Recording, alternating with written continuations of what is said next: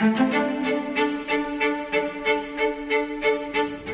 scores went way down. The Iowa test scores, those they went off the cliff as well, and it led to a crisis, a recognition of crisis in the professional education world, and that culminated in that infamous report, A Nation at Risk, in 1983, which took the line, the famous second paragraph of that report, said if a foreign country were to have had designs on the United States in defeating us, it could have done no better than to do what has happened to the education system. Right? It was an inflammatory remark, and it really caught. It really caught on. Everyone was worried about foreign competition. Suddenly, Japan, that was a big concern. Not China, Japan, in the 1980s, because they built they were killing Detroit on the production of cars, especially in the wake of the fuel crisis, the oil crisis in the mid-70s.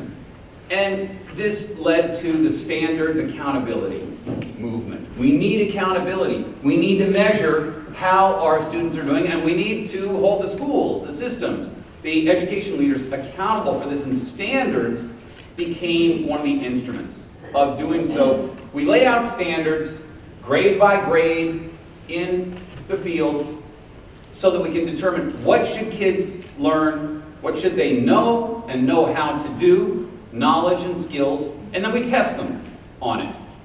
Now the thing is, and we saw this happen in the 80s, and the testing ramped up. The NAEP exams became ever more important through the 90s, and then we got No Child Left Behind, which actually tied school funding to what's called adequate yearly progress, AYP.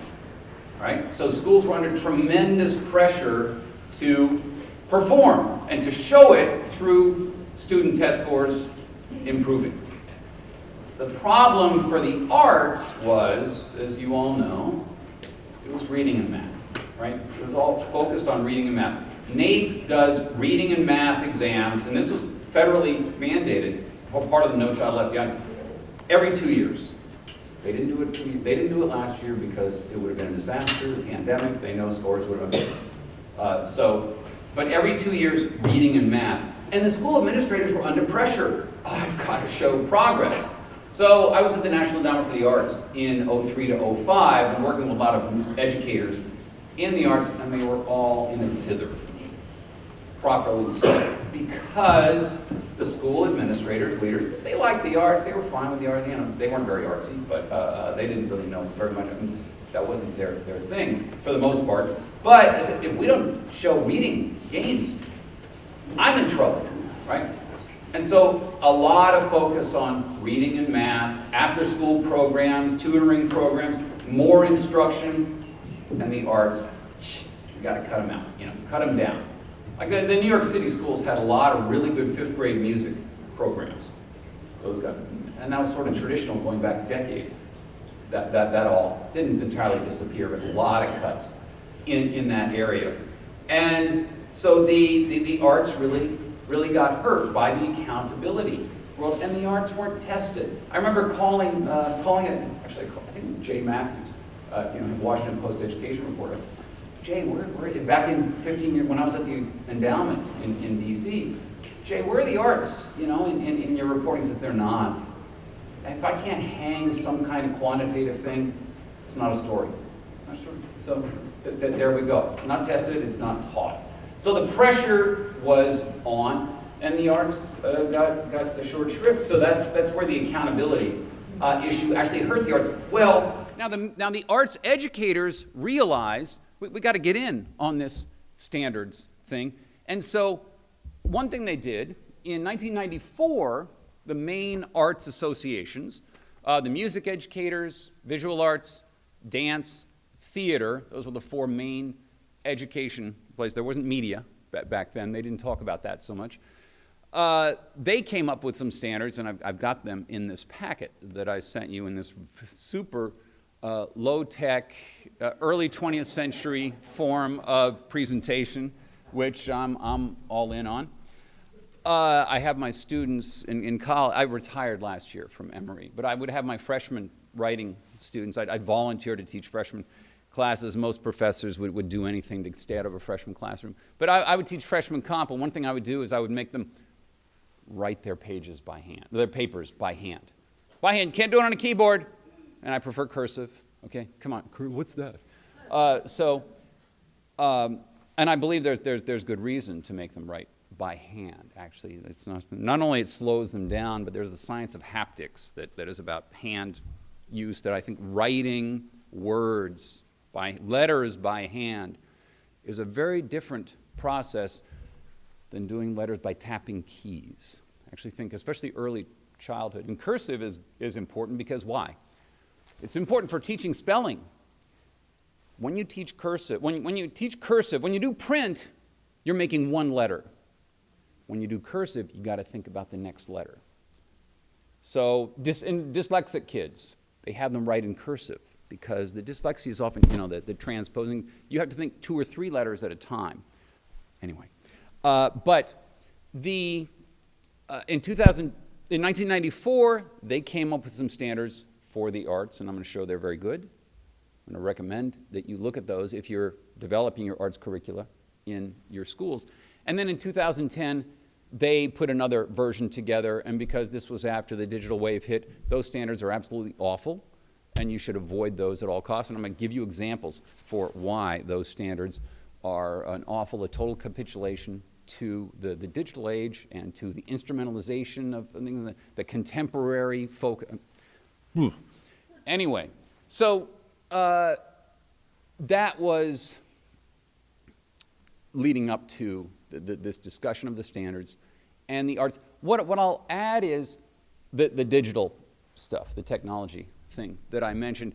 So I come back from the Arts Endowment after a few years away from Emory, and I come back and everything's different. I mean, it seems like things changed. Some of you are too young, I think, who in the profession, in the teaching world. At that time, that was the age of Web 2.0, as it was called. From 2000 to 2010 was a huge difference in the nature of the screen of the internet. It became more participatory, more interactive. We had social media started. Twitter hit. Twitter started about 2008. Facebook was 05, 06. MySpace was a few years before the iPhones were going to start coming out, and then Instagram and YouTube, whose original motto, do you remember YouTube's original motto? It was up in the upper left corner. Anyone remember what it said? Broadcast yourself, okay? It's all an invitation. What a wonderful thing. 13-year-olds, me. They even called it the Daily Me back then in 08. And so I did this book in 08. I said, this is absolutely a disaster. All these cheerleaders, Wired magazine, the kids are going to be the smartest, millennials are going to be the smartest generation ever. They got the whole universe of knowledge right there in their hands, their fingertips, and they're going to college in record numbers, and they're curious and inquisitive, they're innovative, they run circles around boomers when it comes to these handhelds, as it was called back then. And I still have to say to my 16-year-old son, how do you do this? Will you download this app on my phone, please? Do it. My phone is in his name. I don't know how that happened. But my Apple ID, he won't tell me what my Apple ID is. But that's I started homeschooling him a few months ago. I pulled him out of school because it just wasn't working. And so we both get to sleep in now. So he's happier at this point. But in 08, I wrote this book called The Dumbest Generation, How the Digital Age Stupefies Young Americans and Jeopardizes Our Future, or Don't Trust Anyone Under 30. And the timing was I got lucky with the timing, and that book took off pretty well. It was on Katie Couric. She had me on CBS News and a lot of things like that. And the point there was that the screens are hitting these kids like a tidal wave. They are being enmeshed in youth culture, peer pressure now, 24/7. Their room is not a private space, it's a social space at this point. And the bubble of adolescents forming around themselves and the invitations to narcissism. You know, walking around with 250 photos of yourself in your pocket, really, really bad for 15-year-olds. And that this is a poor formation that the mentors in their lives are not compensating for with an insistence on good books, on art, on novels, characters, poetry, good movies, not the Marvel garbage, that the good music, some classical music in their lives. And actually what she said this morning, pop culture 50 years ago was packed with high stuff, high art, high literature. Remember the Bugs Bunny cartoons, the opera, right? The classical music in there. It was all over and it was funny. The kids laughed at this and the coordination of the music, you know, Bugs Bunny, Wagner. Sheesh. But it made everyone laugh. The adults and the kids got it. You would have, how many of you know about the Leonard Bernstein children's concerts? A few of you. Leonard Bernstein, in about 1959, he decided, let's have a children's concert at Carnegie Hall. So it was with the New York Symphony. The Bernstein was leading at the time, and only kids were in the audience. And he was a teacher. He would have the orchestra behind him, and he'd do one session. What is melody? What is melody? And he'd play a little. They'd play a little classical music, and then he'd talk about it with all the kids in the audience. They were wearing coat and tie, you know, these kids. The cameras would show them. These concerts were broadcast on TV. They were a sensation. They were a national sensation. They were so popular, they put them on prime time. He did them off and on for about 10 years, I think. And he was playing Wagner, Mahler. He was playing Mahler. I mean, the highest, some very difficult material, and the kids were rapt. Okay? They were absorbed in this. They loved it. And kids across the country loved it as well. So you had a lot of high art, fine art, high literature. When Ernest Hemingway, you know, he was world famous, a writer world famous.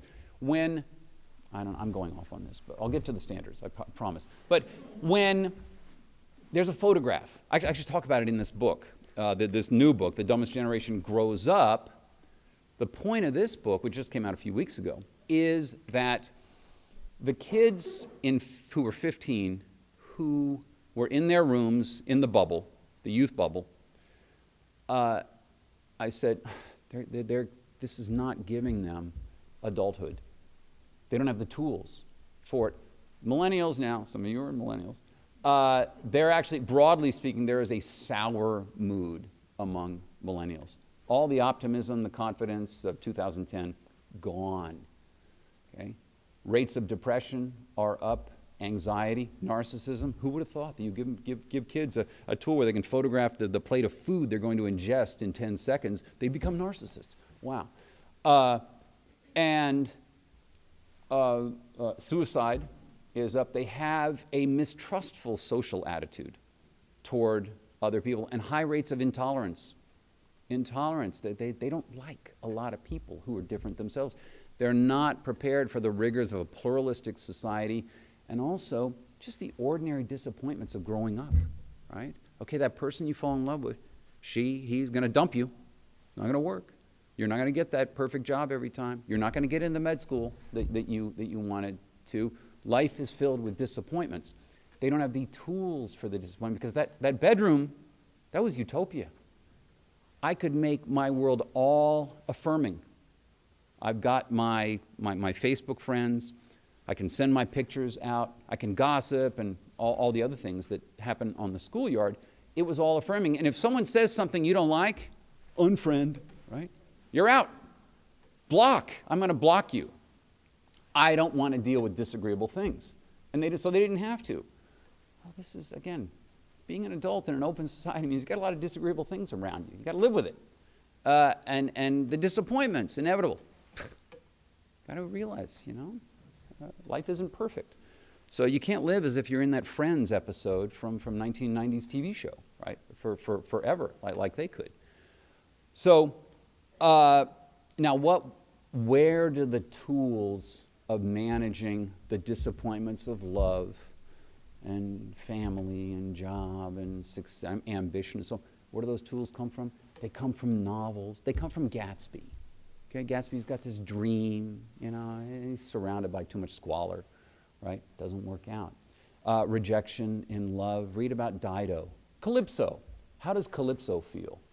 When Odysseus says later, you get it from Shakespeare. You get them from Dante. The fate of Paolo and Francesca. Something wrong with them. Anna Karenina. Something wrong, a little off with her and Vronsky. It's not quite clear. You come to see things happening there. You listen to music like the Monteverdi, or you look at you hear the Madame Butterfly. What happens there? These actually are things that develop your sensibility, right? The sensibility to absorb disappointment. They're your reservoir. They're your background knowledge, your cultural literacy, as Don Hirsch puts it, who turns 94 years old this month, actually, the cultural literacy fellow. And that's the big point of this Dumbest Generation grows up, that in not giving the young, the teenagers, a classical education, you are setting them up for some unhappiness in middle age that they could have avoided. Not all the unhappiness, of course. In fact, classical education doesn't make them happy. We're not promising joy out of this, but what we do promise is understanding, right? The capacity to have a framework to assimilate the bad things that happen. Why do bad things happen to good people? Read the story of Job, okay? Read that. Read stories of sacrifice and suffering, right? And understand, sacrifice and suffering. Suffering is sort of more the ordinary condition of humanity, not, permanent joy there. That bedroom you had at age 15 was an artificial environment. It wasn't going to hold up to reality. The reality principle comes in healthier ways if these kids have had a formation that exposed them, okay, that gave them familiarity with the great stories, the great heroes and villains, right? That gives them the great eloquence of the Sermon on the Mount or Booker T. Washington's Atlanta Compromise speech. We're giving them better language, better heroes and better villains as well. More meaningful evil and more meaningful good. We might even give them some divine orientation as well that enables them to do things like develop some rituals of their own contemplation, right? As they are alone, right? The social media, I can't remember if it was Zuckerberg or Reid Hoffman maybe, who said, with social media, we're trying to make it so you never have to be alone. It's a horrible, horrible thing to promise. It is crucial that our teenagers learn to be alone. Loneliness is awful. I was lonely. It was awful, awful feeling to have, especially when you're a teenager. The isolation can be crushing. But you've got to learn to be alone. This is a time where you can reflect, time for contemplation. The root of contemplation, temple. You go inside and you're quiet, right? You're spending some time. The Jesus, religious leaders you'll often find, I got to go away, be alone. Okay? They may see I'm actually with the Father when I'm alone, but I'm away from other people. You've got to do this.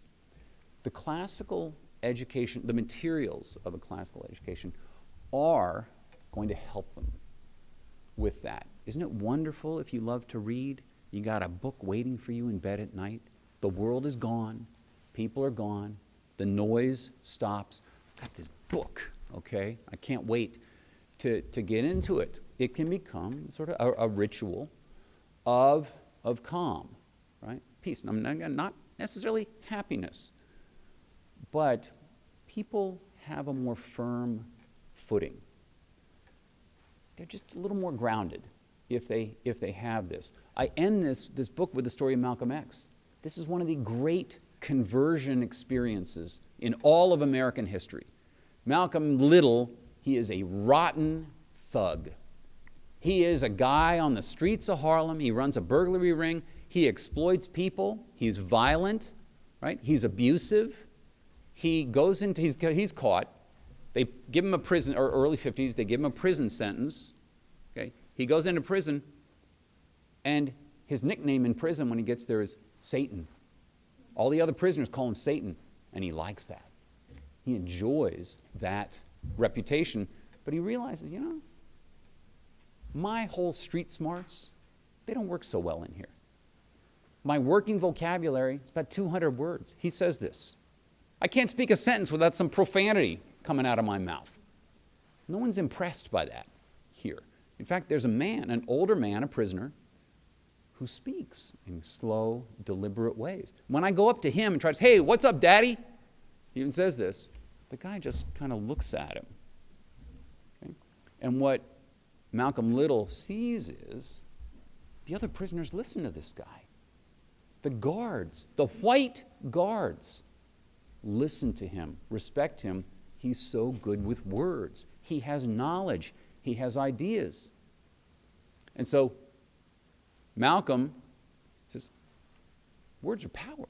Knowledge is power. And I'm going to go read some things. He tries to go to the prison library, gets a few books. He can't understand them because he just doesn't have the vocabulary to do so.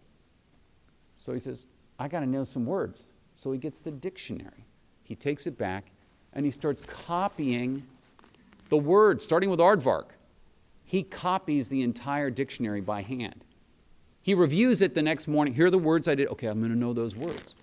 He enthuses over this. It opens him up, and he starts reading.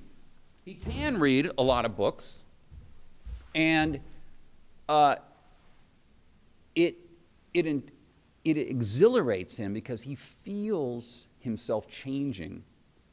He feels his power growing, and he starts to understand himself and the world around him. He spends all his time now with books. He gets very quiet. He says, I will not toss around bad language anymore. And he doesn't. He says, I'm not going to talk this way anymore. It's stupid. It's vulgar. He starts reading literature, history, philosophy, religion. He reads all the time. At night, with the light coming through the little window, he reads by that. He reads so badly. He didn't have glasses. We see him in his glasses. He didn't have glasses. He ruined his eyes. He read so much. He gets out of prison and he's changed. Right? You see him talking on the shows. He's quiet. He's actually soft-spoken. He is deliberative, right? Careful with his words, and he's thinking. You can see when he's sitting across the table, he's thinking about what is in the other person's mind. He develops cognitive empathy, as it's called, right? Which isn't sympathy. You can have cognitive empathy with a horrible person and not be a horrible person. What you're doing with cognitive empathy is you're getting into that person's mind. You're imagining what that person is thinking and feeling. What's the ideology of this person? What are his motives? That's cognitive empathy. That's what comes with a lot of reading, especially novels. That's why important they got to read novels. They have to read about characters to get into those characters' heads. Or drama, theater, right? Memorization is very important. I'm going to talk about this tomorrow with the poetry thing that I'm doing. Why you memorize? You got to get into another voice. You got to imagine Emily Dickinson. Okay? However crazy it is what she's saying, you have to adopt that. That's a very good experience for the naturally narcissistic 17-year-old to do. Anyway, that Malcolm X, he talks about this as a genuine conversion experience. He comes out of it and says, I mean, he does his own classical education, right? He reads the Bible. He reads Shakespeare. He reads everything that he can get his hands on. He feels, I'm in a racist society, but I want to know about this Western civilization. I need to understand all these ideas that have happened in the world over the course of 2,000, 3,000 years. Okay? He's got that curiosity. It fires him up.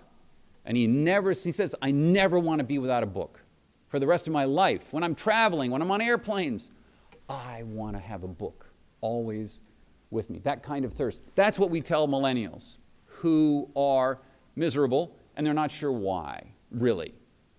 I mean, they find false gods of different kinds, but these are really just displacements of the own lack of equipment, okay? Intellectual, moral, spiritual equipment to manage, growing up, you're going to die. Most of your ambitions may never be fulfilled. A lot of your relationships are not going to, be sparkling at all times.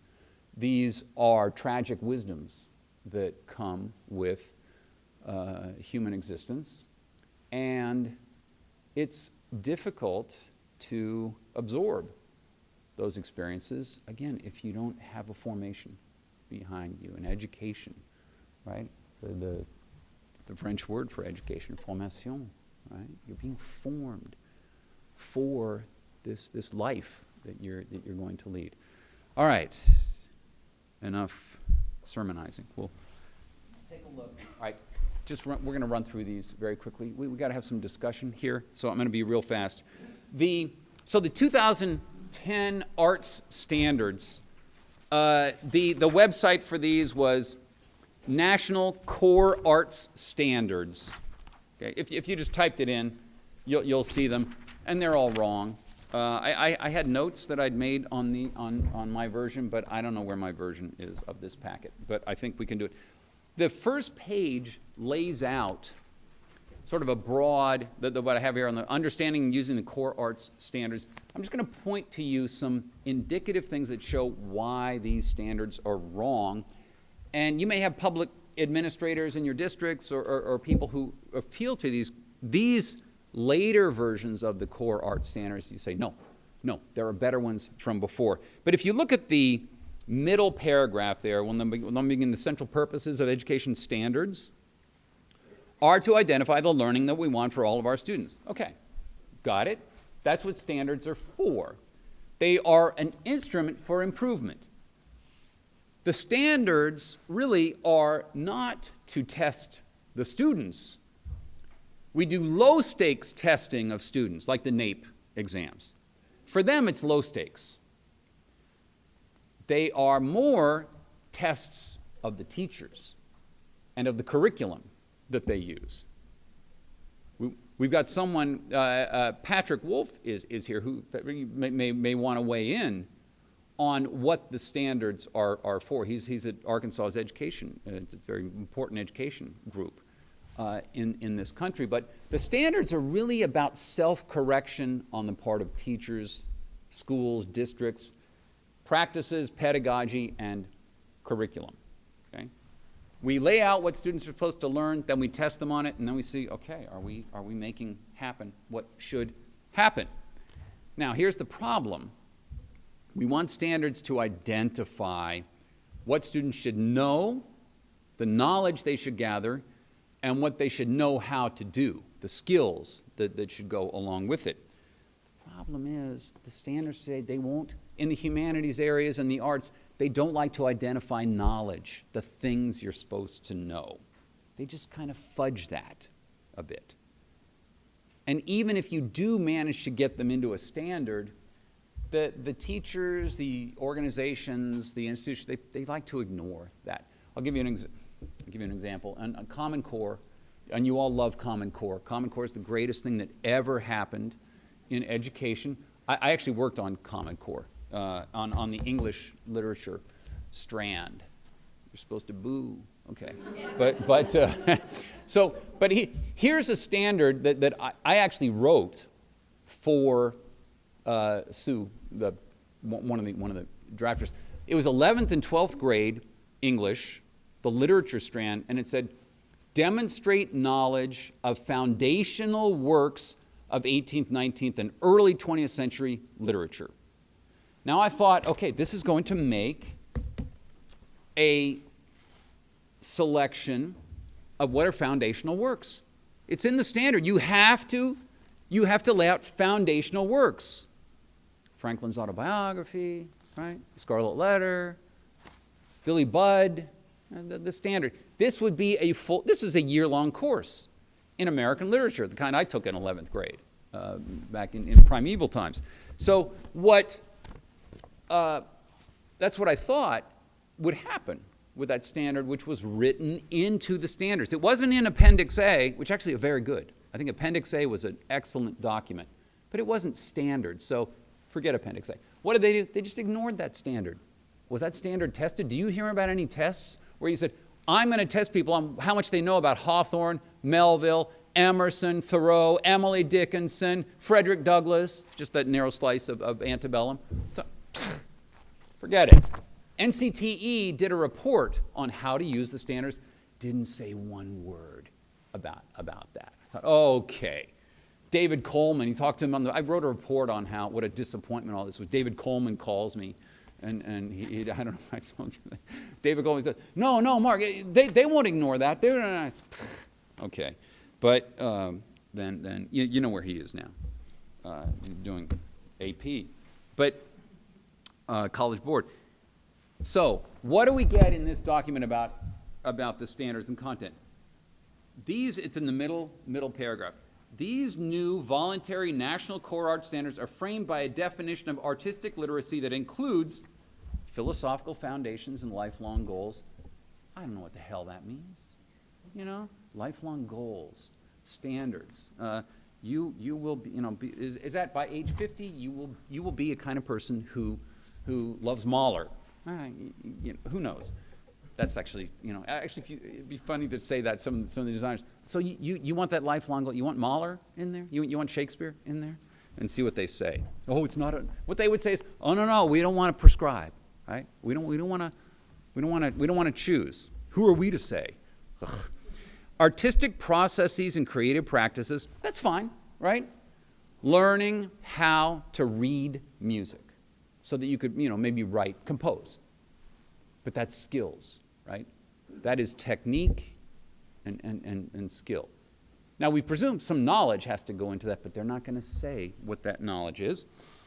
Anchor and performance standards that students should attain a model cornerstone assessments by which they can, okay. Anchor and performance standards. If you turn the page, and there's nothing more about content in there. This was the most I could find in this opening statement of the standards. Now, at the top, you see that the second page, you've got a list of anchor standards, right? Those are the anchor standards, okay? The only one that suggests knowledge of art, the only one that could be remotely connected to the classical education in, great works, is number 11, right? Number 11. The first one basically means do art. The second one means interpret and perform art. The third one means look at art and state be critical, criticism of art. Only at number 11, relate artistic ideas and works with societal, cultural, and historical context to deepen understanding. Right? To deepen, again, no specificity to that. This doesn't give teachers any guide. Wherever, whatever, just art. And then look at the context for that art. But again, it's so bland. It's so open-ended, non-prescriptive. I kept going through the standards, looking for any place, this is the next page, where we could single something out. And the only thing is this page on philosophical foundations of lifelong goals, you can see the only one is number 3 there, the arts as cultural history and connectors, on the right. Artistic literates that know and understand artwork from varied historical periods and cultures. Again, it's so general. It's so open-ended. There's nothing in here that requires any school, curriculum, teachers to go before 1950. To recognize any canon corpus of great works. Again, it's all just actively seek and appreciate diverse forms and genres of artwork. Again, I look at this, I say, whatever. The last page, if you go to the back of the page, on this beautiful handout that I prepared for you, okay? You can frame this, all right? This is where they get specific from grade to grade on that anchor standard 11. So if you look at the bottom, the bottom row, that's anchor standard 11 on context, history, society. And if you look at the right, you go to 12th grade. High school, 12th grade. If you look at the third one from the right on the bottom, use basic theater research methods to better understand the social and cultural background of a drama theater work. Go to the left, identify and use artifacts from a time period and place to develop performance. Now what does this say? This tells teachers historical sweep, classics, 17th century, not important. Up to you. Choose whatever you want. If you want to be all 20th century, that's fine, okay? No specificity, no requirement of any historical breadth, depth, nothing from the past. And certainly, there is no selection of recommended works. We got no canon here. No identification of certain masterpieces that we want everyone to know and study. Absolutely not. And I was in one standards meeting, this was about 15 years ago, and it was this organization, Achieve, in DC, creating standards for English. And at the end, they brought up the idea of a recommended reading list. There were about 25 people in the room. Two of us, myself and Sheila Bird Carmichael, who's here at the meeting. It was great to see Sheila. We were the two who said, of course we want a recommended reading list. The 23 freaked out. And I said, look, you got to have Shakespeare in here. We want everyone should have a little Shakespeare. And one of the heads of research at College Board says, there is no reason that you can pick Shakespeare over any other author. I said, and Sheila said, why are you guys all a bunch of wimps? That's how she put it. She was much more forceful than I was about this. But people get very, very antsy, very skittish about identifying a corpus that everyone should study. That's what this is about here. It's really saying we will not do that. Take your pick, whatever. Okay, that's the point here. Now, the next one, these are the old standards from '94, okay, which the four organizations created. Okay, and I'm just going to point to you some of the good sentences on content, knowledge. If you look at the next page, the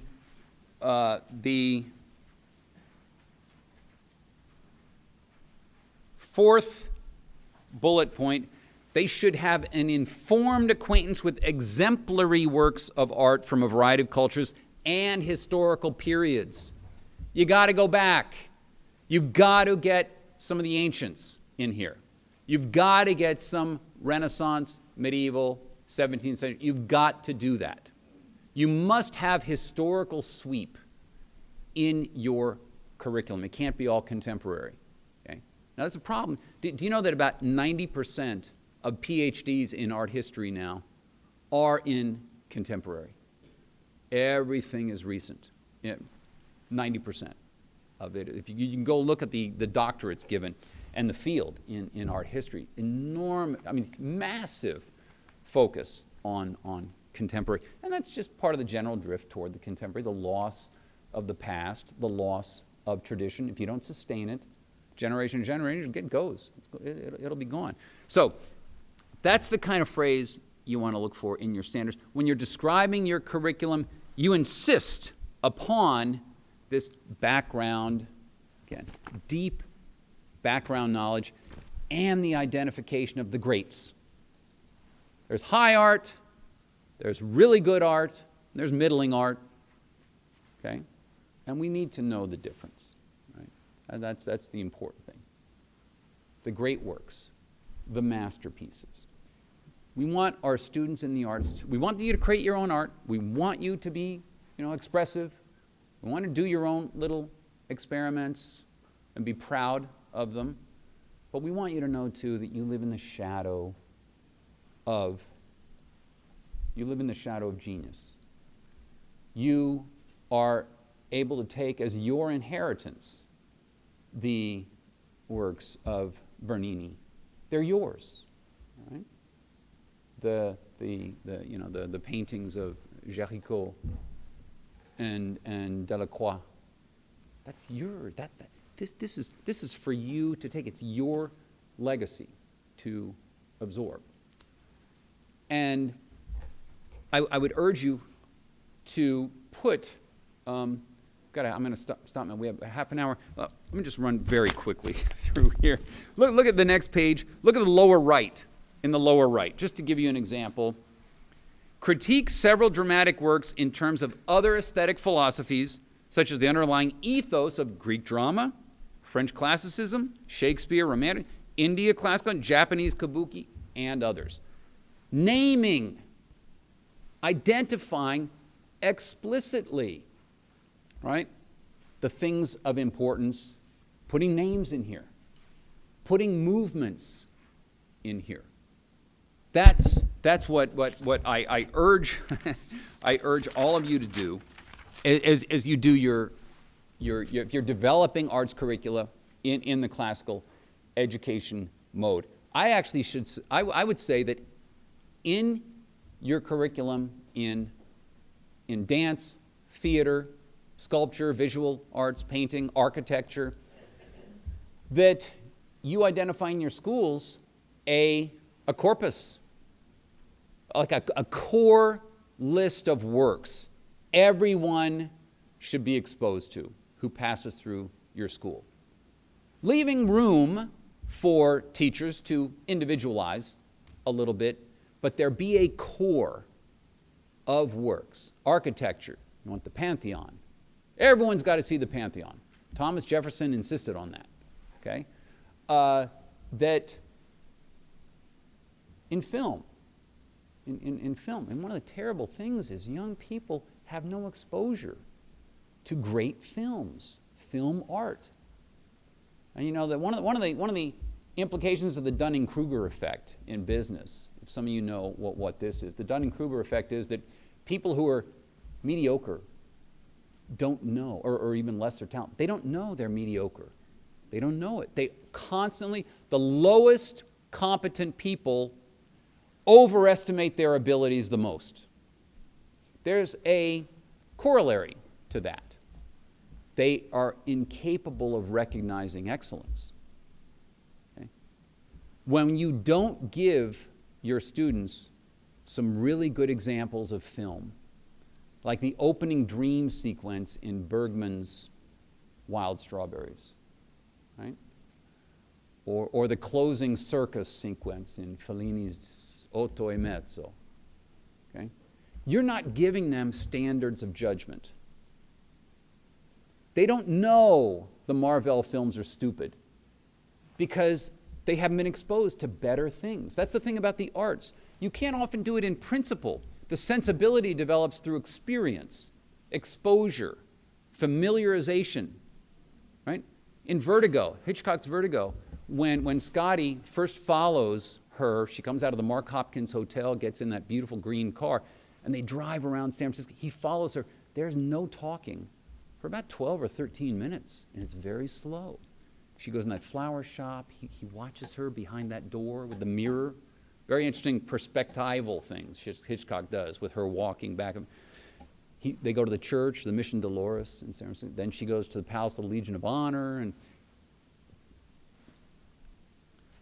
the millennial, the Generation Z, primed to stimulation, can't see it.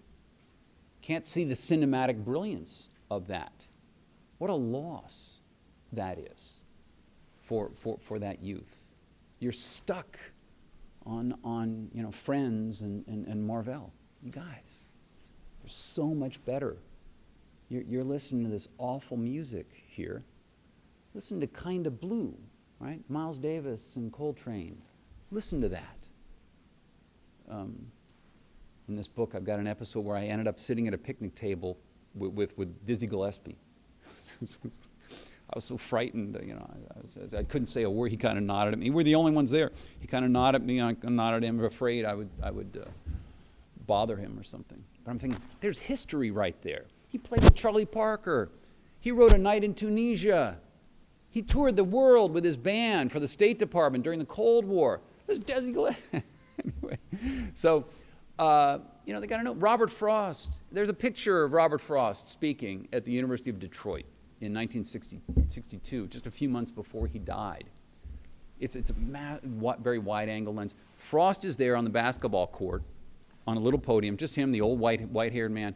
There are about 13,000 young people. You can see them, actually, young people. And they're all listening to Robert Frost because he's history, right? Frost is speaking. He's America, right? So we just read Stopping by Woods on a Snowy Evening in class. And they wanted to be there because this was greatness. This was history in that person. We want to give them that experience. They're not capable of that experience if they haven't been exposed to it in school. So you've got to tell me to be quiet so we can have some Q&A, okay? Okay. Thank you. All right. So we can talk about the standards, the importance of a core, an identified core of works. Up to you. If you want to develop a core, okay, I got to stop talking. Questions? All right. What is it? Yes, you. So, I want to play devil's advocate here. Next question. So I think the response from some of the folks you alluded to would be, this is art, and art needs to be liberating. It needs to be all about freedom.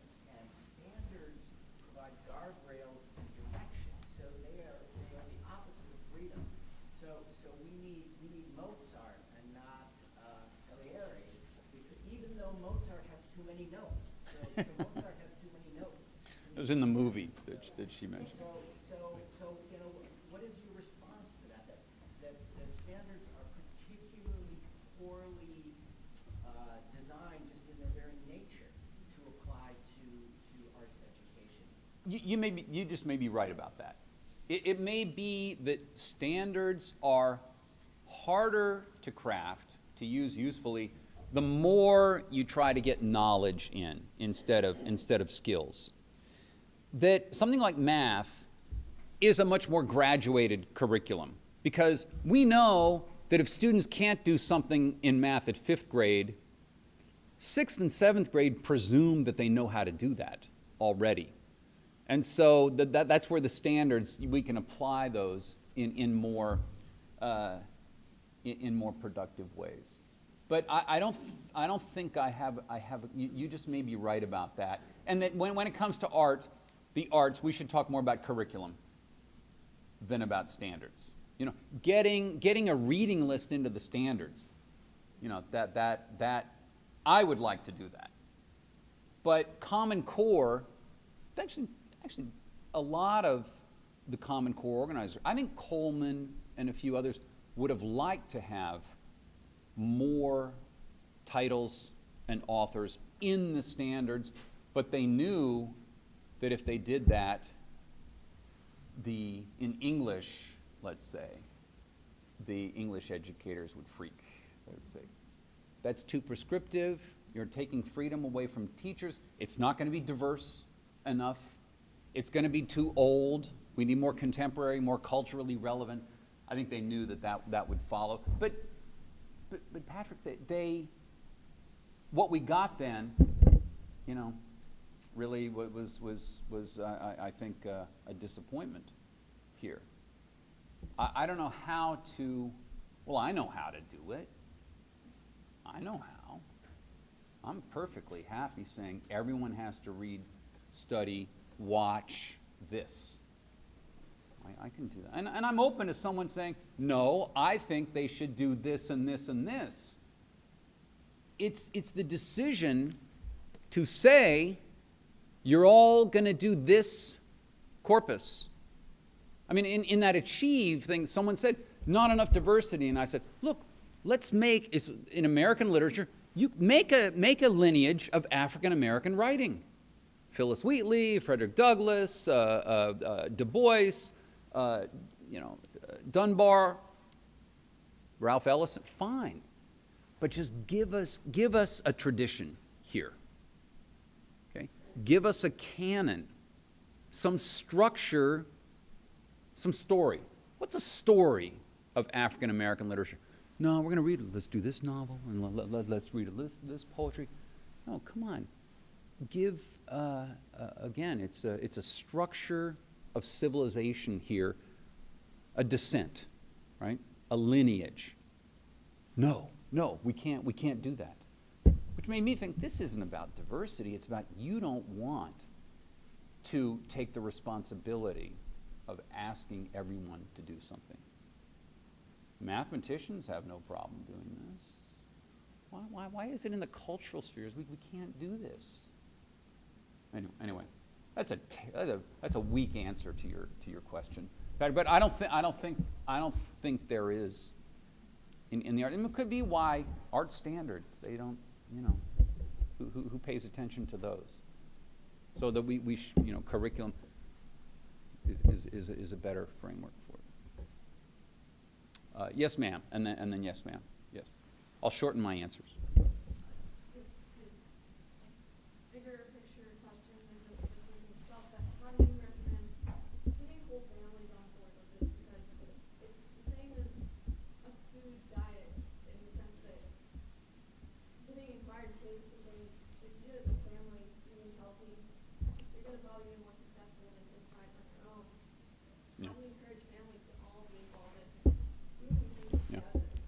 I'll tell you a story from when I was at the Arts Endowment. Dana Gioia was the chairman of the endowment at this time. Dana had a big program called Shakespeare in American Communities. He wanted to create this massive Shakespeare program there, and he got outside money to do it. And he had to sell this program to Congress. Congress funds the Arts Endowment. Some of them want to know, what are you doing? How are you spending your money? And they set the budget. So, I mean, we would prepare reports for members of Congress and send them, look at the money we put into your district, because that's all that matters. What have you done for my district? That there's no ideology here. That's the way the game was played. But we had to convince them, things like the Shakespeare in American Communities, we're putting a lot of money into it. It's a good program. Dana did something brilliant, and I think it applies here. He didn't get up and say, Shakespeare's so important, Shakespeare's valuable. He got Rafe Esquith, who ran a Shakespeare program for fifth graders in Los Angeles for many years, low income, minority, color students, not white students, poor, and he'd been doing a Shakespeare program, having fifth graders actually memorize Shakespeare and perform it. Dana brought Rafe Esquith and some of his students, had a little event with the budget committee. He had the students put on, Henry V, putting on the gear of Henry V, and these fifth grade students recited Shakespeare speeches.